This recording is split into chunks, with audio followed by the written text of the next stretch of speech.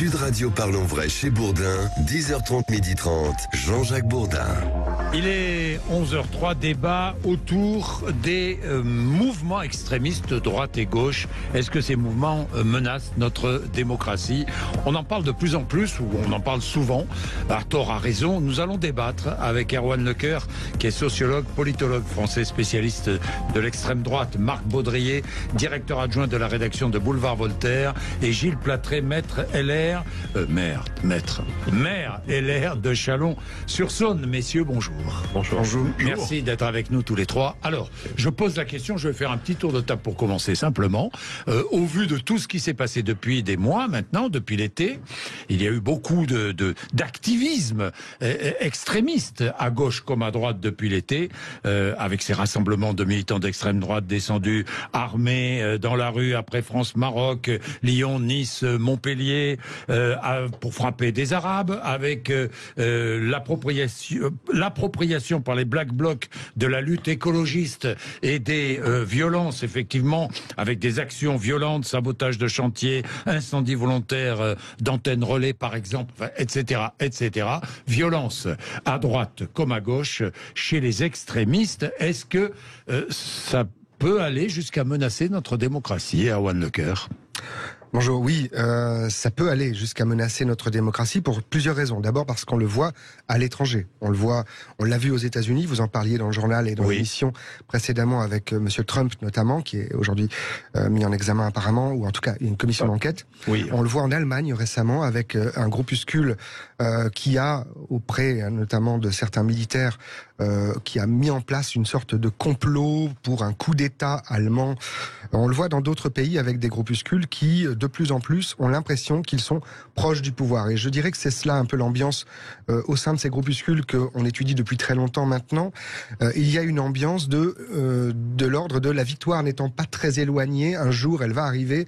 Alors maintenant, les choses sont de plus en plus permises. Nous sommes partis à la conquête du pouvoir. Voilà. Et la conquête du pouvoir, en l'occurrence, et notamment, alors si on parle du cas français depuis les années 2013-2014, au moment de la manif pour tous, il y a eu, non pas sur le fond, mais sur la forme, il y a eu rassemblement dans les rues, pour la première fois depuis très longtemps, de deux franges, les catholiques traditionnalistes qui étaient contre le mariage pour tous, et je dirais les franges groupusculaires identitaires qui, quelque part, c'était pas leur sujet, mais venaient prêter main forte à cette frange, amis, entre guillemets, mais aussi parfois ennemis, au sein de cette galaxie de l'extrême droite. On a vu cela, donc, dans les années 2013-2014, ce premier rassemblement qui a recoalisé une famille politique qui était très divisée. Les années Le Pen, c'était aussi des années de division, je dirais, des cathos tradis, des néo-païens, des identitaires, des nationalistes et des nationaux. Il y a là 13 ou 14 tendances potentielles avec des gens très divers, très différents. Donc ils se sont retrouvés à ce moment-là et depuis, il y a eu des rendez-vous qui leur ont permis de se retrouver à nouveau, notamment la campagne d'Éric Zemmour récemment. Et donc, on retrouve dans certains groupuscules, à Lyon, à Paris, les Zouaves dont on a entendu parler pendant la campagne, on retrouve en effet ce sentiment de on va bientôt arriver au pouvoir, poussons un peu et les choses vont advenir. Alors, des groupuscules qui sont souvent dissous, qui ont souvent été dissous. Absolument, tout à fait. Qui ont souvent été dissous. Même chose à gauche, vous avez des mouvements extrémistes à gauche qui ont choisi comme vecteur, en quelque sorte, l'écologie, la défense de l'environnement. Il y a une note récente, et c'est le Parisien qui donne l'information ce matin, du renseignement territorial qui souligne le virage radical des activistes écologistes, Félix Mathieu. Oui, cette note s'intéresse notamment au soulèvement de la Terre, un groupe vecteur de radicalité des luttes écologistes, selon les renseignements territoriaux cités par le Parisien aujourd'hui en France. C'est notamment à ce groupe, Soulèvement de la Terre, qu'est attribuée l'action récente sur le site Lafarge de Bouc-Bel-Air dans les Bouches-du-Rhône. Raid d'une heure, clôture sectionnée, résultat 4 millions d'euros de dégâts. Dans ce rapport, les policiers observent l'appropriation du Black Bloc par les luttes écologistes. Ces militants n'hésitent pas, peut-on lire, à affronter les forces de l'ordre pour commettre leur dégradation, intrusion, sabotage. La note relève un usage croissant d'équipements comme les masques à gaz, cocktails Molotov, boules de pétanque, mais aussi des talkie-walkie, des drones, des plans, des sites théâtres d'affrontement. Souvent, relèvent ces policiers, le mouvement centralisé, financé par exemple sur Hello Asso. Ce mouvement s'approprie et récupère faire des luttes locales. Parti par exemple de riverains mécontents, des véritables PC de commandement sont mis en place pour diriger les opérations. Principe de réciprocité aussi. Ceux qui bénéficient entre guillemets d'une lutte s'engagent à soutenir toutes les autres. Sabotage de chantiers, de terrains de golf, parcs éoliens, antennes relais, armoires de fibre optique. Au total, 104 actions violentes recensées entre le 1er janvier et le 31 octobre dernier. Oui, je constate aussi que souvent, maintenant, ces activistes écologistes sont masqués, alors qu'ils ne l'étaient pas. Les défenseurs de l'environnement, de l'écologie, ne l'étaient pas auparavant. Gilles Platré ? Est-ce que ces mouvements, droite et gauche, menacent notre démocratie ? D'abord, si on les considère comme droite et gauche, on leur donne presque l'excuse d'être dans le champ républicain. Parlons bien d'ultra. Oui. Voilà. Et quelque part, c'est important parce que là, je pense il y a beaucoup de conflits, de débats sur les mots concernant ça et sur les référentiels. Moi, je vois en tout cas un parallèle entre les deux, c'est l'usage de la violence. Bon, et qui ne s'exerce pas sur les mêmes cibles. Je pense que les mouvements d'ultra-droite sont plus effectivement sur une terminologie, un objectif raciste, xénophobe, qui va s'attaquer aux personnes. Les mouvements d'ultra-gauche, en tout cas on l'a vu récemment, vont s'attaquer aux forces de l'ordre et parfois sur des éléments matériels, des attaques d'entreprises en particulier qui sont censées détruire la planète, etc. Mais les deux font usage de la violence. Et à ce titre-là, permettez simplement à un responsable politique de dire que d'abord, il n'y a pas l'ombre d'un doute, il doit y avoir un rejet unanime, une dissolution. Ces mouvements sont surveillés par les services de renseignement de l'État. Parfois, l'État dissout certains d'entre eux et on ne peut souhaiter qu'une seule chose, c'est que ça continue aujourd'hui. Moi, je m'interroge simplement peut-être pour élargir un peu le débat, sans en être un spécialiste comme vous, monsieur, mais sur le contexte dans lequel ces mouvements naissent. Est-ce que finalement, c'est pas la preuve d'un effacement, d'un affaiblissement de l'autorité régalienne qui laisse le champ, ou alors d'un appauvrissement de la démocratie, faute d'une représentation qui parle directement français, qui laisse un champ à ces mouvements violents comme principe d'exercice d'un pouvoir. Ce sont des mouvements, comme le disait Erwan Lecœur, qu'on retrouve partout dans le monde. Bien sûr. Et dans toutes les démocraties. Mais ça ne veut pas dire que le monde va mieux que nous. Non, ça ne veut pas dire que le monde va mieux que nous. On est bien d'accord. Je termine mon tour de table avec Marc Baudrier. Marc Baudrier, est-ce que notre démocratie est menacée par ces mouvements ?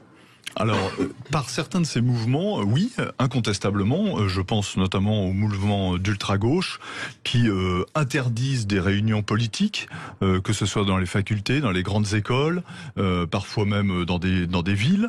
Je pense au Black Bloc, etc. Et on le voit bien, qu'ils attaquent parfois, on l'a vu notamment pendant la campagne de Zemmour, qui attaquaient des gens qui venaient assister à une réunion publique, politique d'Éric Zemmour. Donc là, on a vraiment des gens qui, de fait, s'attaquent directement à l'expression de la démocratie. Ça me paraît difficilement contestable.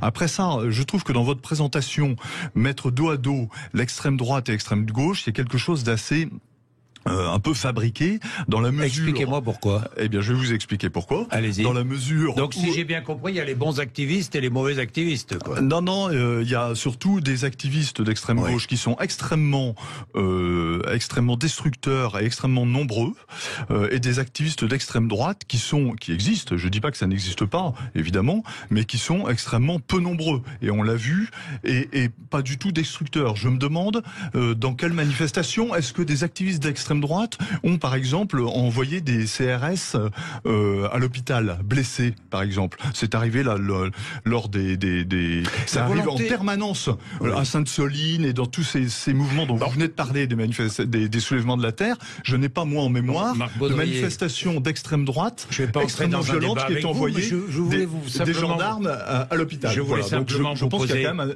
une espèce de déséquilibre et de manipulation à mettre dos à dos qui affrontent les forces de l'ordre. Jamais. Ça n'existe pas. J'ai pas ça en mémoire pour l'instant dans la période récente en France. Alors, Marc Baudrier, j'ai une autre question. Rafraîchissez-moi la mémoire. Mais j'ai pas ça en mémoire. J'ai une autre question à vous poser. Pour vous, si j'ai bien compris, il n'y a que des activistes d'extrême gauche. Il y a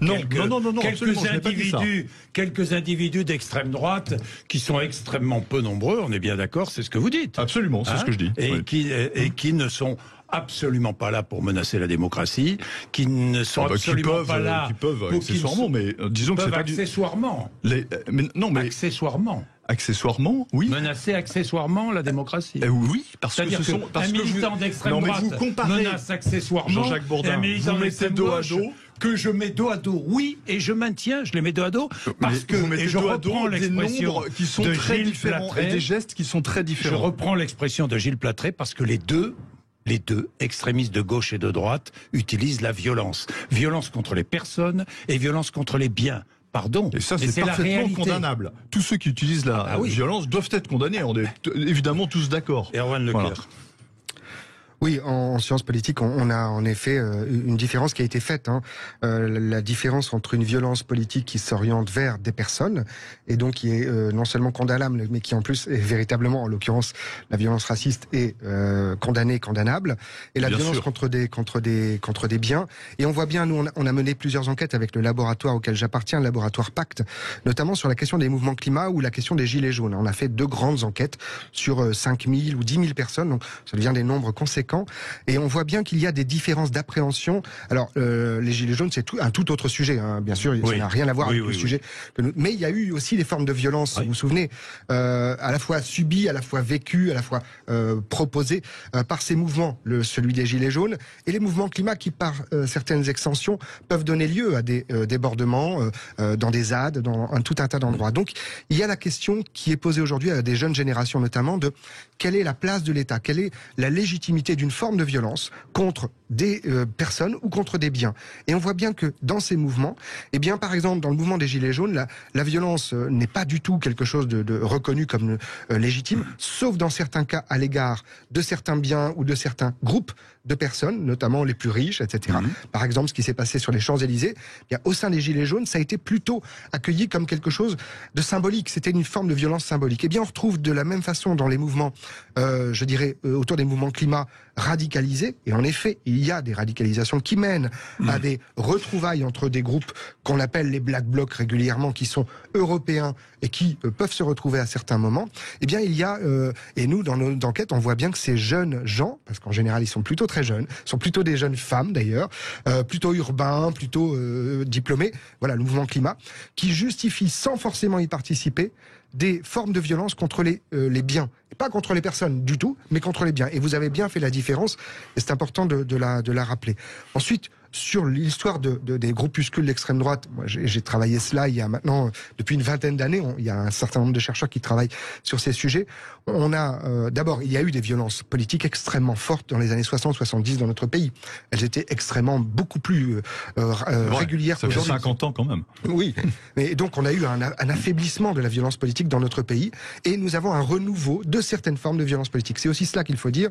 Nous ne sommes plus habitués à cette violence politique qui a donné lieu, je le rappelle, au fait que Jean-Marie Le Pen prenne la tête du Front National un soir du 21 juin 73, pas très loin d'ici, à Paris, lors d'une manifestation à la Mutualité. La JCR descendait avec 300 types casqués contre Ordre Nouveau, qui était le fondateur réel du Front National pour l'unité des Français, qui est devenu Front National.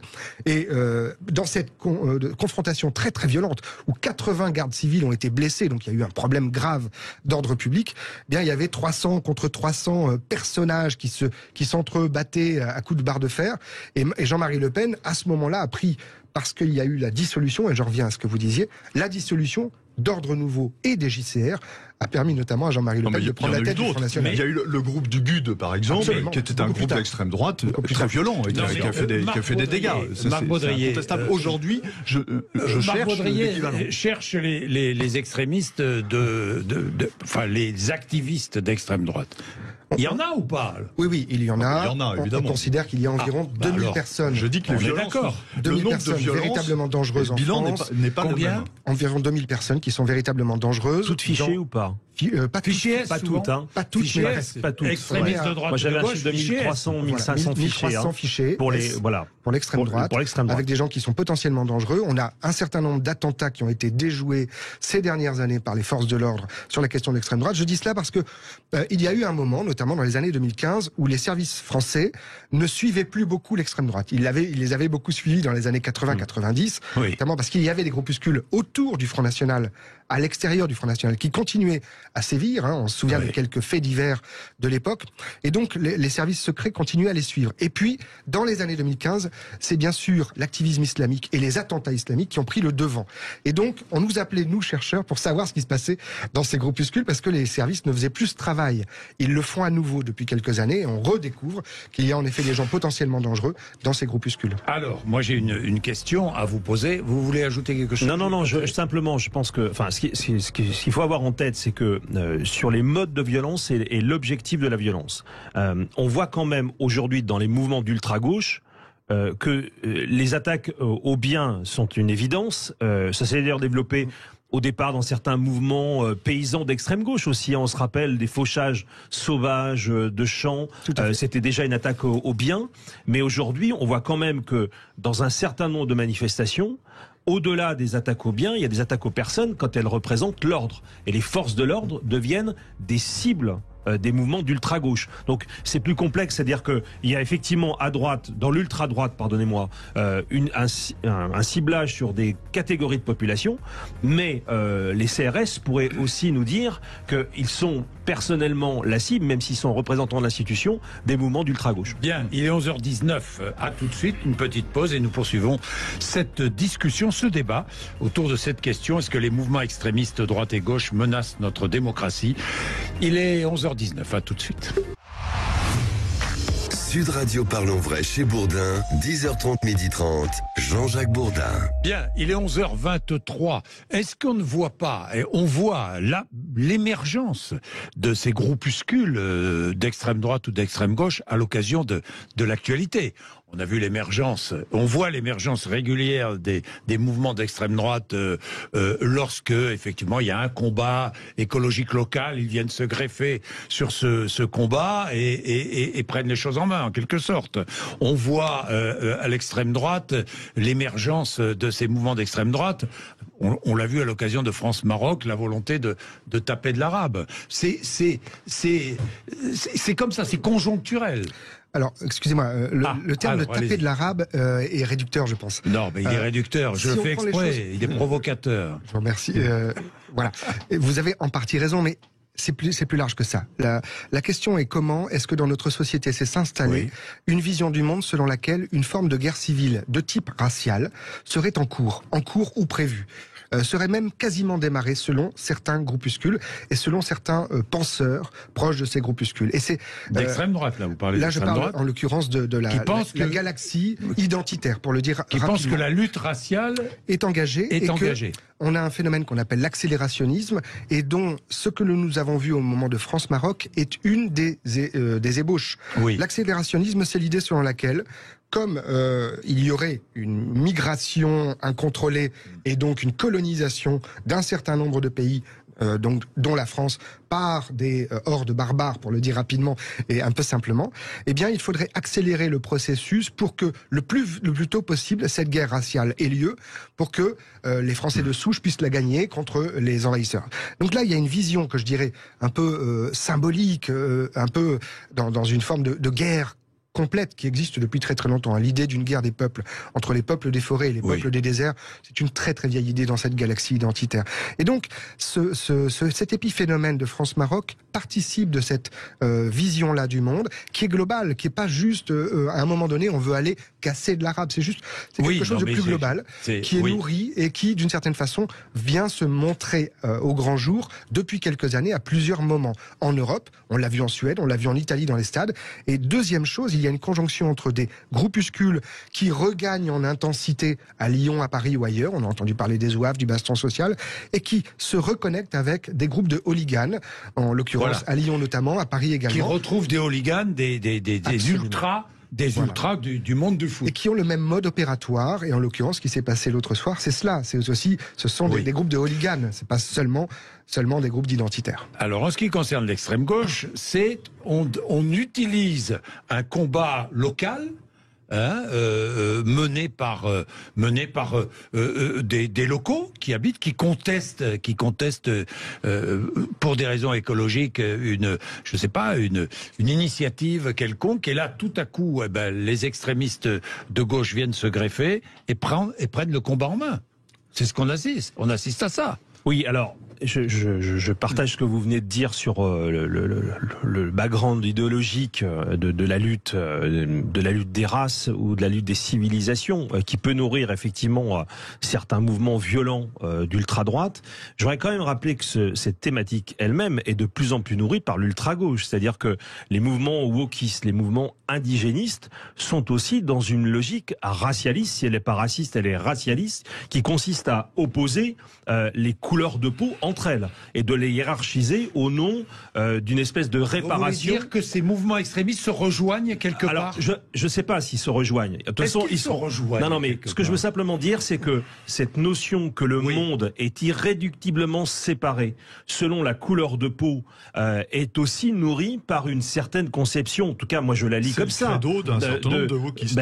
En tout cas, l'ultra-gauche, le parti des indigénistes de la République, c'est un parti intéressant qui, à mon sens, est de plus en plus triomphant dans des organisations politiques non plus ultra, mais d'extrême gauche comme la France Insoumise en particulier, et qui a une vision du monde qui est une vision guerrière. Enfin, moi, je ne vois pas de sentiment de paix, de préservation de la paix civile quand j'entends, pardonnez-moi, je vais le dire, mais je peux le dire de la même façon pour l'ultra-droite, des délires qui consistent à dire que l'homme blanc est coupable par nature et qui doit donc expier le colonialisme et finalement 2000 ans de civilisation qui se serait faite aux dépens des races qui ne sont pas blanches. C'est un discours racialiste et c'est un discours qui est porteur de guerre. Donc on voit bien qu'à l'ultra-droite comme à l'ultra-gauche, on a aujourd'hui une vision du monde qui est irréductiblement séparée et tout ça est porteur, me semble-t-il, de germes de conflits, y compris de conflits armés jusqu'à la mort, si on va jusqu'au bout de la logique. Et ça se manifeste par exemple,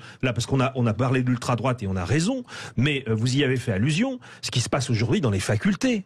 Enfin, écoutez, quand on voit, alors peut-être que j'ai un biais parce que je regarde trop le compte Twitter de l'Uni, mais quand je vois à quel point des étudiants de droite de l'Uni n'arrivent plus à se réunir parce qu'ils sont systématiquement menacés, y compris d'ailleurs par exhibition d'armes blanches. Et là, pour le coup, sur Lyon 2, il y a 3 semaines de cela, avec des propos absolument terribles, meurtriers par des groupes d'ultra-gauche qui les empêchent de parler. Alors, je ne prends pas parti pour l'un pour l'autre, j'essaie juste de compléter notre paysage aujourd'hui. Je me dis que les mouvements d'ultra-gauche reposant sur le wokisme, qui hélas, à mes yeux, est en train d'infiltrer l'université française, mais d'une manière cette fois-ci très officielle dans les directions et dans les groupes de recherche, sont également une menace pour la liberté d'expression. Donc on voit bien que le paysage est complexe et que ces luttes-là sont vraiment au cœur des débats. Et je le dis souvent aux étudiants que je rencontre, je pense que la guerre idéologique, elle se mène aujourd'hui dans les facultés. Et que c'est là où il y a vraiment une confrontation qui va demain nourrir le débat public français. Ça justifie ma question, parce que les mouvements, justement, ces mouvements assez profonds, extrémistes, droite et gauche, menacent notre démocratie. Ouais, ça justifie ma question. 2 petits points. La première chose, c'est que historiquement, l'extrême droite a toujours voulu renverser la démocratie, ou plus exactement la démocratie représentative, à savoir la gueuse, et que toutes les manifestations des années 30, notamment, allaient converger vers l'Assemblée nationale parce qu'il s'agissait de renverser un système qui est la démocratie représentative. Donc ça, c'est historique. Et donc, pour répondre à votre question, il y a des mouvements qui sont plus orientés vers le renversement du pouvoir, comme on l'a vu en Allemagne, aux États-Unis avec Trump ou ailleurs dans le monde, qui sont plus orientés vers le renversement du pouvoir et la prise du pouvoir contre la démocratie, que l'extrême gauche qui, elle, comme ça a été expliqué plus ou moins bien, tend surtout à venir en soutien maladroit, parfois violent, d'un certain nombre de combats contre des projets locaux qui sont mis en question. Vous l'avez noté à Sainte-Soline, vous l'avez noté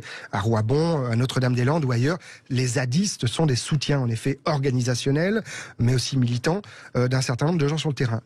Sur la question que vous posiez, il y a 2 choses. D'abord, moi je suis sociologue et en tant que sociologue, je dis à mes étudiants, normalement, tous les gens qui font des sciences sociales, qu'ils soient de droite ou de gauche, sont des woke. C'est-à-dire qu'ils doivent être éveillés à ce qui se passe dans la société. Le terme a été dévoyé fortement. Oui, c'est vrai. Mais au départ, le but du jeu, c'est de regarder ce qui se passe dans la société et de pointer qu'il y a des inégalités, il y a des choses qui se passent et qu'il faut au moins Donc c'est la traduction politique, je parle pas de... Voilà, c'est la traduction politique qu'on en donne qui peut poser problème. Et vous avez bien fait de dire, c'est la traduction politique qui est aujourd'hui faite de ce mouvement né, en effet, dans des universités, pas seulement aux États-Unis et dans le monde, qui aujourd'hui en est faite par un certain nombre de groupes. Et il y a aussi Et il faut le dire, moi j'avais fait ma thèse dans les années 2001-2002, il y a une ethnicisation des rapports sociaux dans nos sociétés qui est indubitable, qui est évidente. Et cette ethnicisation, elle dit notamment que quelqu'un aurait d'abord apporté sur le front son appartenance ethnique.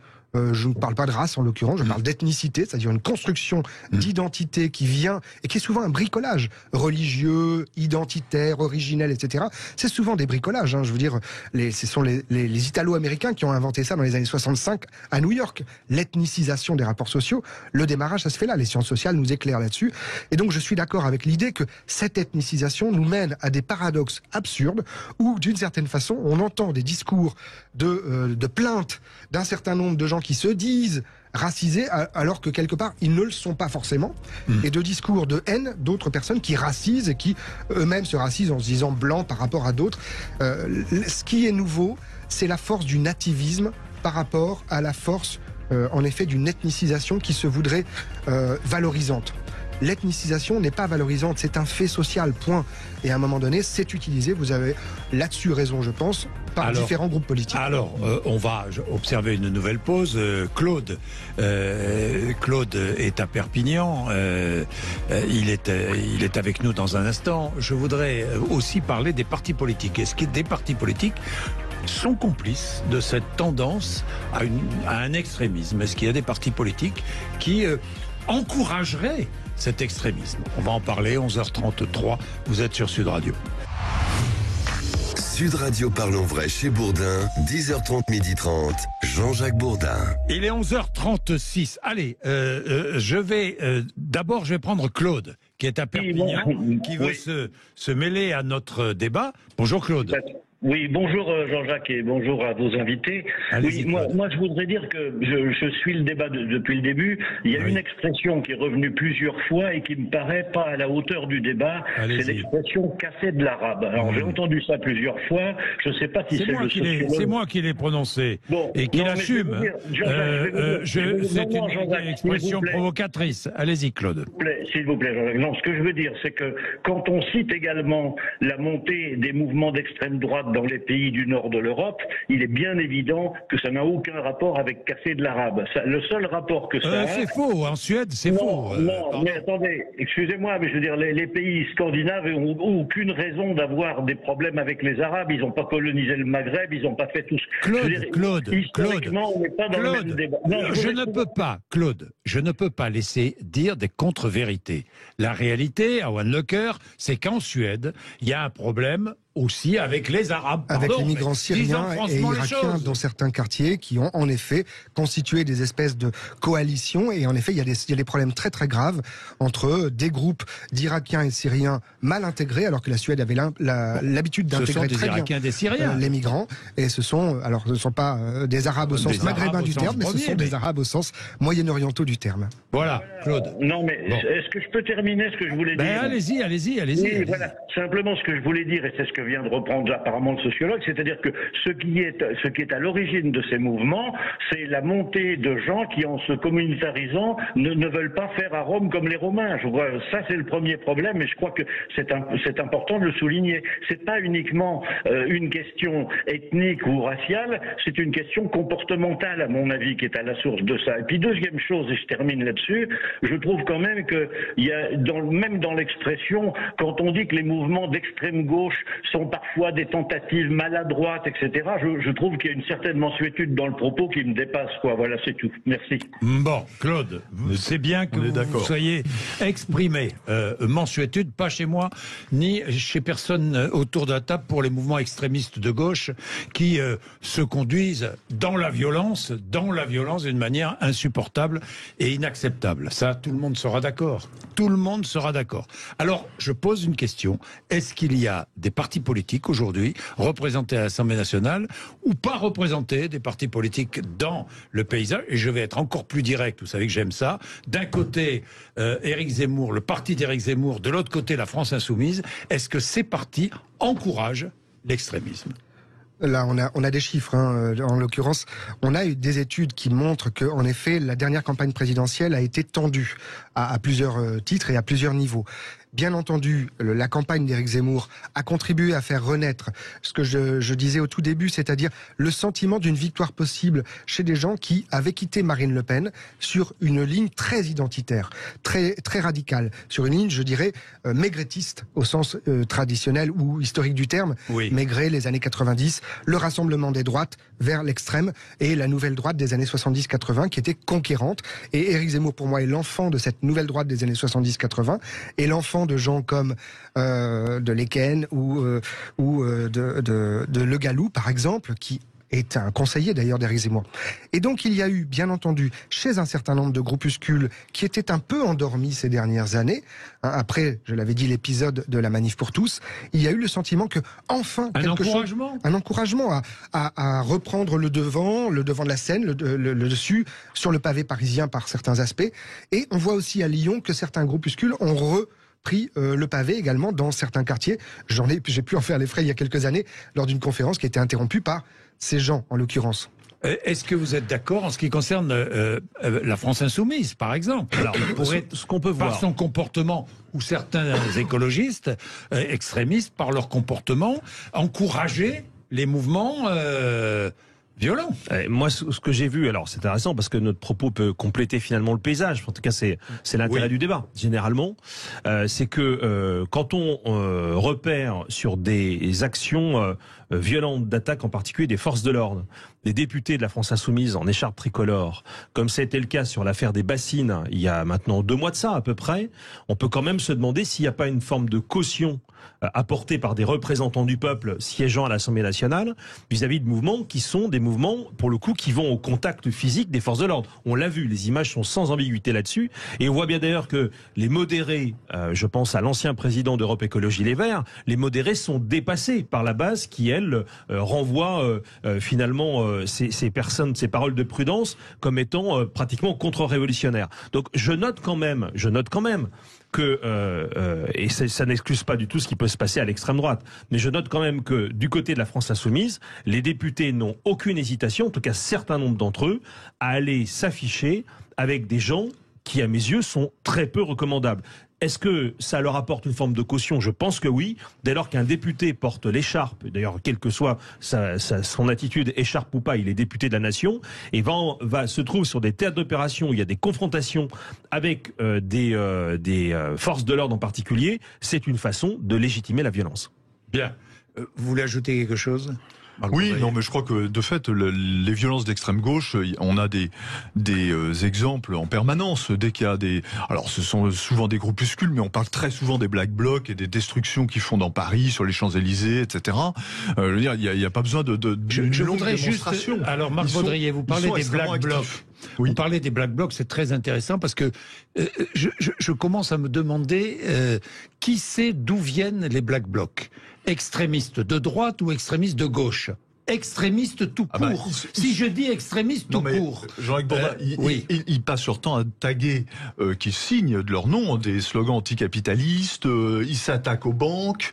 Mais l'extrême droite s'est attaquée aux banques aussi. Mais il n'y a pas de groupe équivalent des Black Blocs destructeurs comme ça à l'extrême droite. Moi, je parle même sous votre... Non, mais quand est-ce que l'extrême droite a démoli des banques et des représentants, des vitrines de grands groupes? Elle démolit régulièrement des vitrines de journaux à Lyon, des vitrines de commerçants dans plusieurs villes de France, et elle attaque régulièrement des centres pour réfugiés en Allemagne, en Italie, en Suède ou ailleurs, en France également. Ouais. Donc non, l'extrême droite a son lot d'attaques et d'organisations, je dirais, on reviendra armées. Sur le foot dans la foulée de ça. Mais je ne connais pas de club qui ait des groupes de supporters d'extrême gauche aussi violents que le Paris Saint-Germain ou d'autres. Mais pour revenir à la question, alors moi je ne suis pas un spécialiste de l'extrême gauche agitante, néanmoins on travaille dans le laboratoire aussi sur ces sujets-là. Il y a une différence que vous avez notée et sur laquelle je voudrais insister, c'est que d'une part, il y a cette extrême gauche, même quand elle utilise la violence, en général à l'égard du matériel et à l'égard des forces de l'ordre, vous l'avez dit, vous l'avez rappelé, j'observe 2 choses. D'abord, on a dans notre histoire récente quand même quelque chose qui devrait nous titiller à l'oreille et nous dire faut toujours faire un petit peu attention. C'est l'affaire Tarnac. L'affaire Tarnac, c'est quand même le montage par les services secrets d'une affaire qui a fait pchit complet sur le montage de l'idée qu'un groupuscule de dangereux terroristes au fin fond de la France profonde aurait monté une grossière, un processus terroriste. C'était faux, de bout en bout. Les gens ont passé des mois en prison, ils ont été jugés, et à la fin, ce sont les services secrets français qui ont eu l'air ridicule, parce qu'en fait, ils dire que l'extrême gauche est inactive. Excusez-moi, ça ne veut pas dire qu'elle est inactive, ça veut dire que l'affaire Tarnac devrait toujours nous titiller à l'oreille en disant, quand même, faisons attention, parce que peut-être que l'extrême gauche n'est pas ce que certains voudraient laisser dire. Première chose. Deuxième chose, dans l'affaire que vous notez, moi je note quand même un paradoxe. C'est qu'en effet, il y avait des élus de la République sur le terrain de Sainte-Soline. Alors vous avez dit l'ancien président de l'Europe Écologie, je pense que vous parliez de Yannick Jadot. Oui, bien sûr. Donc il n'était pas président, il était candidat d'Europe Écologie. C'était le président, c'était Julien Bayou, je crois, de mémoire. Mais ce qui est intéressant, c'est que des élus de la République qui sont présents dans une manifestation se font attaquer, clairement on le voit, par les forces de l'ordre, alors qu'ils ont leur écharpe. Alors que justement, quelque part, monsieur, c'est une interprétation. Alors là, je pense qu'il y a eu de la provocation. Enfin, il faut regarder toutes les images. Très il y a bien. quand même une bonne provocation pour justifier. Excusez-moi. Il y a eu vous parlez de la manipulation. La présence encourage. Mais non, mais on peut aussi parler des manipulations croisées. Est normalement là, et alors là, pour le coup, c'est dans tous les petits documents qui sont publiés par ces gens-là, la présence d'élus est là pour protéger la manifestation. Toujours. Oui, sauf quand les élus eux-mêmes, comme c'était le cas, vont faire de la provocation est une jeune femme filiforme qui ne semble pas menacer qui que ce soit. Ne nous faites pas le coup de la faible femme. Je pense qu'elle était déterminée par ses convictions. Et d'ailleurs, encore une fois, c'est dans le débat républicain. Je n'en fais pas de victime, en l'occurrence, parce que j'ai vu aussi des images où elle est dans la provocation. Il y a beaucoup de jeunes femmes qui sont déterminées. Bien sûr, mais bien sûr, y compris dans les blagues que vous l'avez rappelé. On nous a fait le coup avec Greta Thunberg et d'autres. Ce que je veux simplement vous dire, il y a beaucoup de jeunes femmes déterminées dans ce combat climatique. J'en suis tout à fait conscient. Et en effet, elles sont déterminées. Néanmoins, vous observerez que, et là pour le coup, mon historicité sur les questions d'extrême droite me montre que jamais aucun député ou élu de la République issu de l'extrême droite ou de la droite n'a jamais été attaqué par les forces de l'ordre de cette façon. Et donc, moi, je regarde historiquement. Il n'est peut-être pas non plus allé en écharpe les provoquer. Eh bien, si. Dans certaines manifestations, je peux vous assurer, j'ai quelques exemples. J'ai pas de souvenirs récents, mais je ne mets pas en cause ce que vous dites, parce que je respecte le chercheur que vous êtes par-dessus tout. Mais simplement, enfin, encore une fois, on parle des coups montés. Il y en a eu aussi, il y en a eu aussi dans les années 60. Vous savez ce qu'on va faire? Paul Reynaud et le CNR. Voilà, le deuxième CNR. Vous savez ce qu'on ne va pas faire, c'est opposer l'extrême droite à l'extrême gauche. Moi, je les mets dans le même sac. Je vous le dis tout de suite, le sac de la violence et la dénonce. Et lutter, notre démocratie doit savoir lutter contre la violence. Alors, est-ce qu'elle lutte bien aujourd'hui contre cette violence extrémiste, qu'elle soit de droite ou de gauche? Je ne sais pas si elle lutte correctement, suffisamment, si elle met les moyens qu'il faut pour cela, si le pouvoir en place, est suffisamment interventionniste pour justement limiter cette violence, mais les citoyens ont droit à la paix et non pas à la violence. Alors, le chercheur vous dira que vous avez entièrement raison sur le fait que on ne va pas donner de leçon de morale sur qui a raison, qui a tort. Exactement. Et par contre, là où vous avez aussi pointé quelque chose d'intéressant, c'est est-ce que quelque part, les pouvoirs en général n'ont pas aussi utilisé certains groupuscules violents pour, je dirais, faire en sorte de pouvoir réagir d'une certaine façon. Et ça complète ce que je disais sur les encouragements apportés par certains partis politiques. Il est 11h47, à tout de suite. Sud Radio Parlons Vrai chez Bourdin, 10h30, 12h30, Jean-Jacques Bourdin. Il est 11h51, vous êtes sur Sud Radio, merci d'être avec nous. Nos trois invités, Marc Baudrier, directeur adjoint de la rédaction de Boulevard Voltaire, Gilles Platré, maire LR de Chalon-sur-Saône, et Erwan Lecoeur, sociologue et politologue français. Bien, nous parlions il y a un instant des partis politiques qui pourraient encourager, je pose la question, est-ce que le pouvoir, quel qu'il soit d'ailleurs, au fil du temps, est-ce que le pouvoir arrive à être d'une impartialité totale avec ces mouvements extrémistes et à dissoudre d'un côté comme de l'autre? J'ai vu la lettre de Marine Le Pen, vous avez vu, qui demande la dissolution de tous les groupuscules.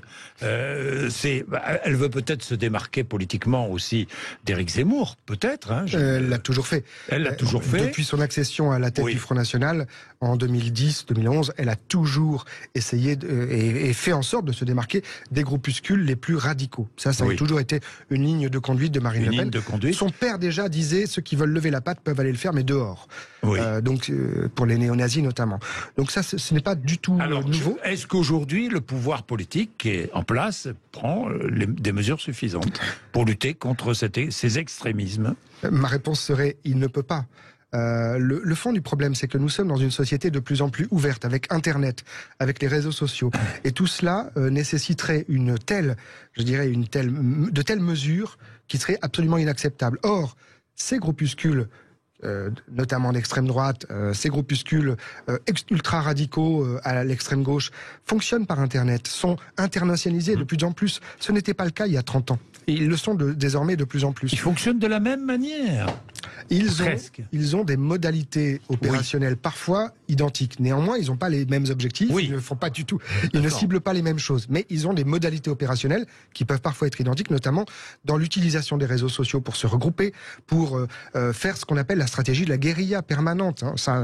On n'apprend rien. Les années 50-60 ont été pleines de petits modes d'emploi de la guérilla permanente. Oui, donc, sauf que l'information n'était pas diffusée comme aujourd'hui. Voilà. On est bien d'accord. Et je pense que la société peut-être était un peu plus forte qu'elle n'est aujourd'hui. Et pour revenir sur ce que vous disiez tout à l'heure, tout à fait, on peut dissoudre ces groupuscules, ils renaissent juste à côté le lendemain. Et c'est ça le fond du problème, c'est qu'on a dissous plusieurs groupuscules d'extrême droite récemment, dont le Bastion Social, dont les identitaires. Ils renaissent sous de nouvelles formes, nouveaux noms. Les Zouaves ont été dissous, on les retrouve. Donc dissoudre ne sert plus à grand chose. Et on ferait la même chose à l'extrême gauche, ce serait pareil. Mais ils sont fichés S, extrême droite, extrême gauche. Ils sont tous fichés. Oui, ils le sont. Beaucoup. Ils le sont. Et ils font donc, certains, vous avez raison, et ils sont censés faire l'objet d'une surveillance de la part des services de renseignement. Simplement, il faut jamais oublier que pour suivre quelqu'un en permanence, il vous faut un grand nombre d'agents du renseignement. Grosso modo, si vous avez une surveillance H24, c'est entre 10 et 20 agents pour suivre une personne. Donc, on a de toute façon l'incapacité matérielle de suivre en permanence, parce qu'il n'y a pas que cela. On est sur une file active de fichiers S qui dépasse les 10 000 en France, beaucoup d'ailleurs pour islamisme, c'est quand même le premier stock de fichiers S sont pour des faits de radicalisation islamiste ou de visée d'entreprises terroristes. Donc ça, c'est la première masse, et viennent ensuite des surveillances, mais qui sont forcément moins actives, et je ne dis pas ça pour accabler le renseignement, parce que je pense que, et pour en connaître quelques-uns, ils font absolument tout ce qui est possible de faire. Simplement, alors je donne crédit au gouvernement d'avoir augmenté un peu les effectifs du renseignement. Pourtant, je ne suis pas un supporter des différents ministres de l'Intérieur qui sont succédés depuis le 2017 et même avant, mais il n'en reste pas moins que ça n'est pas suffisant par rapport à la montée de ces mouvements-là. Il faut le dire d'une manière très objective, on n'a pas aujourd'hui les moyens nécessaires pour surveiller absolument tout le monde. Et vous avez raison de rappeler, monsieur Lecoeur, qu'il y a aujourd'hui des méthodes de communication beaucoup plus élaborées qui rendent cette surveillance encore plus complexe. C'est très clair. Bien.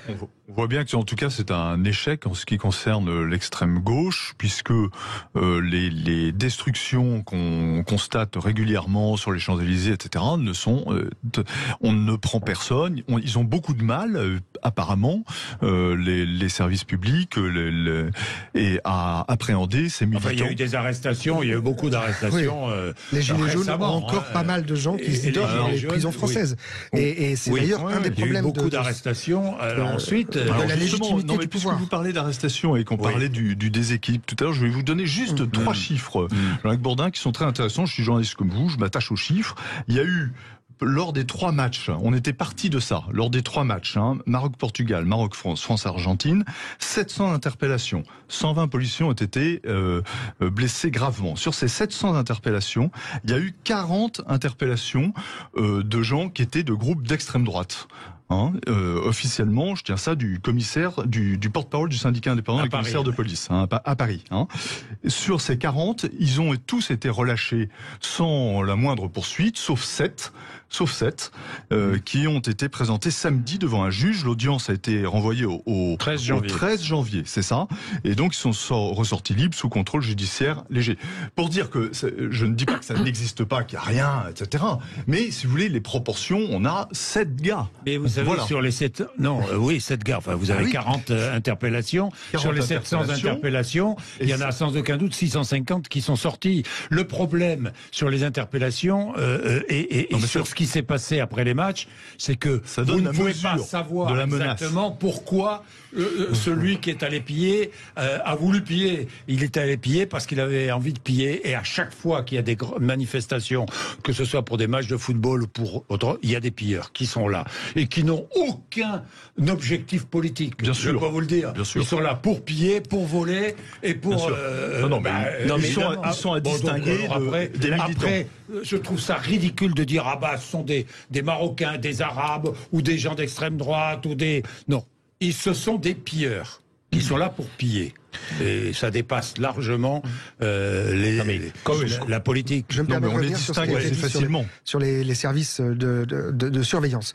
Ouais. Nous avons donc eu un déficit très net dans les années 2010 sur la surveillance des groupuscules, que ce soit d'extrême droite, un peu aussi d'autres groupuscules, en faveur notamment de l'orientation vers le terrorisme islamique. C'est une évidence. Aujourd'hui, et on le sait très bien, ce que vous disiez est juste, on ne peut pas mettre 20 personnes derrière un seul fichier S. Ce qui fonctionne, on le sait très bien, et c'est pour répondre aussi à votre question, c'est qu'en réalité, nous avons des gens qui sont infiltrés dans tous ces milieux. Et c'est ça qui fonctionne le mieux. Très clairement, ça a toujours été comme ça qu'on a surveillé ces gens. C'est que ce soit à l'extrême droite, il y avait même des gens qui étaient rémunérés par les services secrets au sein de ce qui a donné le Front National. Idem à l'extrême gauche, chez les Mao, on savait très bien que celui qui voulait aller le plus loin et qui voulait prendre un flingue et tirer sur tout le monde, en général, c'était un flic. Donc toutes ces choses-là sont connues depuis très longtemps. Heureusement, nous avons encore ces méthodes, et heureusement, je pense que les services de police ont refait leur travail de ce point de vue. Merci, messieurs. Il est 11h58. Vous êtes sur Sud Radio. Merci pour ces débats qui sont passionnants à chaque fois. Nous allons nous retrouver pour parler du Covid. Et on va changer complètement avec Antoine Flahault qui sera en direct avec nous, l'épidémiologiste. Il est 11h59.